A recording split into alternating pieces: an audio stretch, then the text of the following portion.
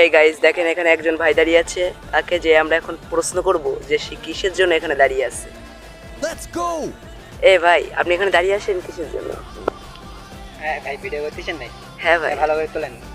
হ্যাঁ জি ভাই। দেখতেই পাচ্ছেন আমরা এখন একটা মাঠের সামনে দাঁড়ায় আছি।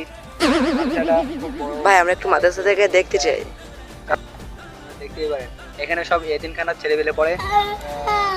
সবাই মনে করেন সরকার থেকে অনেক অনুদানও দেয়। মনে করেন এতিমখানায় এক সময় পড়তাম, এখন আর পড়িনি। তো ভাই একটা কথা বলতে চাই, এখানে আমরা তো দেখছি এটা কালীগঞ্জ সরকারি কলেজ লেখা। এই যে দেখেন ভাইয়ের মাদ্রাসা নাকি কুরিয়ার সার্ভিস আসছে। আসলে এটা তো কোনো মাদ্রাসা, আমরা তো দেখছি এটা একটা কলেজ। তো ভাই কিসের জন্য এটাকে একটা মাদ্রাসা বলে দাবি করলো, এখন তার থেকে জানা হবে। হ্যাঁ বলেন ভাই, আপনি কিসের জন্য এটাকে মাদ্রাসায় বলে দাবি করলেন? এই এটা মাদ্রাসা আমরা পড়ি ভাই।